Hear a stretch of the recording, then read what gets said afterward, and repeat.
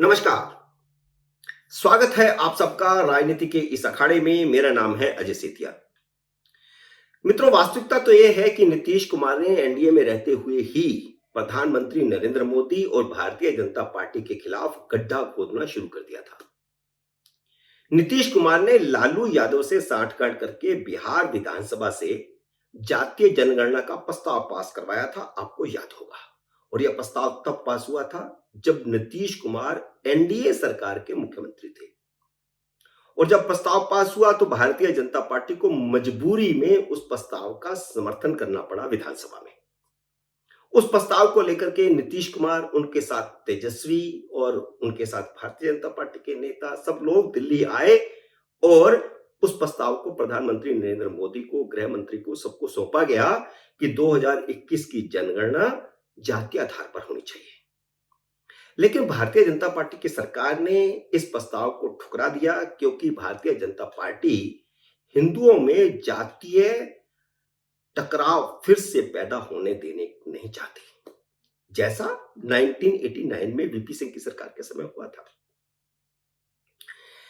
तो उसके बाद नीतीश कुमार ने ऐलान किया कि अगर केंद्र सरकार जातीय आधारित जनगणना नहीं करवाती है तो बिहार सरकार अपने खर्चे पर बिहार में जातीय आधारित जनगणना करवाएगी। और इस संबंध में एक दूसरा प्रस्ताव फिर विधानसभा से पास करवाया गया। और उसके बाद नीतीश कुमार ने बाकायदा जातीय आधारित जनगणना करवाई। यह मामला हाई कोर्ट में गया, स्टे लगा, स्टे हटा, यह सब चीजें हुई। लेकिन अब ये सारे आंकड़े तैयार हैं और नीतीश सरकार कभी भी उसे जारी करने की तैयारी कर रही है। एक ऐप में उसे समाहित कर दिया गया है, वह ऐप किसी भी दिन रिलीज हो जाएगा। और जो आंकड़े तैयार किए गए हैं उनमें बताया जाएगा कि किस जाति की कैसी आर्थिक और शैक्षणिक स्थिति है। नीतीश कुमार और लालू यादव ने पूरे देश में हिंदुओं को 1989 की तरह जातीय आधार पर बांटने की गहरी साजिश रची थी। और इस साजिश की पीछे की कहानी सिर्फ यह थी कि पिछड़ी जातियों की संख्या 27% से ज्यादा है, इसलिए उनकी जनगणना करके उस आधार पर उनका आरक्षण बढ़ाया जाए। और 1989 में भी लालू यादव और मुलायम सिंह के दबाव में ही वीपी सिंह सरकार ने मंडल आयोग की रिपोर्ट को लागू किया था और लागू करके ओबीसी आरक्षण लागू किया था, जिसके खिलाफ देश भर में दंगे भड़क उठे थे। ऊंची जाति के छात्रों ने आत्मदाह तक किया। दिल्ली में और दिल्ली से बाहर देश भर में जातीय दंगे भड़के। पूरा देश जातीय हिंसा की चपेट में आ गया था। उसी मंडल आयोग की सिफारिशों से कमंडल राजनीति का फिर उदय हुआ, जिसके अंतर्गत राम जन्मभूमि का आंदोलन चला और फिर से हिंदुओं को एकजुट किया गया भारतीय जनता पार्टी की इस लाल कृष्ण आडवाणी की राम रथ यात्रा से। यह सब कुछ हुआ और मंडल राजनीति का दौर खत्म हुआ और कमंडल राजनीति का दौर शुरू हुआ। 1996 से भाजपा का ग्राफ बढ़ता गया और मंडल राजनीति का ग्राफ गिरता गया। यूपी में मुलायम सिंह की राजनीति खत्म हो गई और बिहार में लालू यादव के बाद नीतीश कुमार की राजनीति भी खत्म हो रही थी। इसीलिए लालू और नीतीश दोनों इकट्ठे हुए और नरेंद्र मोदी की आंखों में धूल झोंकते हुए बिहार विधानसभा से जाति आधारित राजनीति का दांव फिर से शुरू किया। इसे वे राजनीति का एक मंत्र मानते हैं। वे मानते हैं कि जीत का मंत्र यही है, बिहार और यूपी में खासकर और बाकी राज्यों में भी, क्योंकि अगर तमिलनाडु को देखें तो वहां पर दलित ओबीसी काफी संख्या में है, अच्छी खासी तादाद में है। इसी तरह कर्नाटक में है, आंध्र में है। तो ये एक उनको लगता है कि जो भारतीय जनता पार्टी की हिंदू राजनीति शुरू हुई है उसकी काट में फिर से ओबीसी की राजनीति लानी पड़ेगी। इसीलिए नीतीश कुमार, लालू यादव और अखिलेश यादव ने इंडी अलायंस की मुंबई मीटिंग में भी राजनीतिक प्रस्ताव में जाति आधारित जनगणना की मांग उठाई थी कि जो राजनीतिक प्रस्ताव पास हो रहा है उसमें यह कहा जाए कि हमारी सरकार बनेगी तो हम जाति आधारित जनगणना करवाएंगे।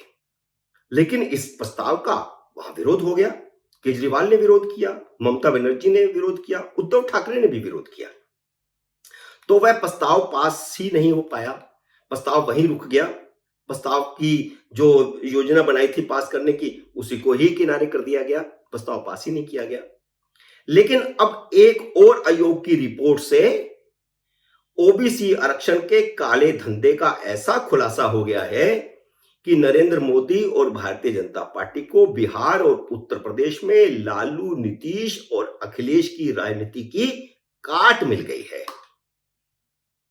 आज के वीडियो का सबसे बड़ा खुलासा यह है कि न सिर्फ काट मिल गई है मोदी को, बल्कि पिछड़ी जातियां ही इन दोनों राज्यों में इन तीनों नेताओं के खिलाफ खड़ी हो जाएंगी। ओबीसी आरक्षण के गोलमाल का यह खुलासा जस्टिस रोहिणी आयोग की रिपोर्ट से हुआ है। यह रिपोर्ट 31 जुलाई को राष्ट्रपति को सौंपी गई है और उस रिपोर्ट का अध्ययन होने के बाद सरकार इस नतीजे पर पहुंची है कि जाति आधारित राजनीति करने वालों को अब कटघरे में खड़ा किया जा सकता है। 6 साल की मेहनत से तैयार इस रिपोर्ट में कहा गया है कि ओबीसी आरक्षण का लाभ सिर्फ दबंग जातियों ने ही उठाया है। अब उन जातियों को आरक्षण के लाभ से वंचित किया जाना चाहिए। यह है सिफारिश। यह रिपोर्ट अगले चुनाव में मोदी के लिए तुर्प का पत्ता बन सकती है, जिसमें ओबीसी राजनीतिक परिवारों की टेंशन बढ़ा दी है। यह रिपोर्ट संसद के विशेष सत्र में रखी जाएगी और अब तक जो अटकलें चल रही हैं कि विशेष सत्र में ये होगा, वो होगा, वो होगा सो होगा। लेकिन सबसे महत्व वाली बात यह है कि जस्टिस रोहिणी कमेटी की रिपोर्ट विशेष सत्र में रखी जाएगी और आरक्षण का लाभ उठाने वाली नेताओं की जातियों को देश की ओबीसी जमात में बेनकाब किया जाएगा। मोदी सरकार ने तो 2017 में सिर्फ आयोग बनाया था या कमेटी बनाई थी, जिसकी सिफारिश 2014 में यूपीए सरकार के ओबीसी कमीशन ने की थी। तो यह भी नहीं कह सकते कि यह मोदी की साजिश है। यह सारा कुछ तो यूपीए सरकार करके गई थी, मोदी सरकार ने तो उस काम को आगे बढ़ाया था। इस रिपोर्ट में कहा गया है कि सरकारी नौकरियों और शिक्षा में आरक्षण का 95% लाभ सिर्फ 25% ओबीसी जातियों ने उठाया है, जबकि अति पिछड़ी 75% जातियों को कोई लाभ नहीं मिला। करीब 983 जातियों को सरकारी नौकरियों और कॉलेजों में एडमिशन का लाभ बिल्कुल नहीं मिला। रिपोर्ट में देश की 2663 पिछड़ी जातियों की पहचान की गई है। इस रिपोर्ट में ओबीसी जातियों को 3 वर्गों में बांटने की सिफारिश की गई है। ए श्रेणी में उन 1500 जातियों को रखा गया है जिनको पिछले 34 साल में आरक्षण का 0 लाभ मिला, कोई लाभ नहीं मिला। बी श्रेणी में बाकी की 1000 जातियों को रखा गया है जिन्हें 1 बार या 2 बार लाभ मिला। और तीसरी श्रेणी वह है जिन्होंने लाभ ही लाभ उठाया। 34 साल तक अपनी राजनीति चमकाने वालों को ओबीसी समाज में नंगा करने का समय आ गया है, क्योंकि वे 25% सिर्फ 150 पौने 200 जातियां हैं जिन्होंने आरक्षण का लाभ उठाया और बाकी की 2500 जातियों को कोई लाभ नहीं मिला। मित्रों, उम्मीद है मेरा यह विश्लेषण, मेरा यह वीडियो आपको पसंद आया होगा। इसे लाइक और शेयर कीजिए। अगर आपने मेरे YouTube चैनल को सब्सक्राइब नहीं किया तो कृपया सब्सक्राइब करके अपना आशीर्वाद दीजिए और अगले वीडियो का करिए इंतजार। जल्द ही मिलते हैं अगले वीडियो में किसी नए विषय के साथ। तब तक नमस्कार।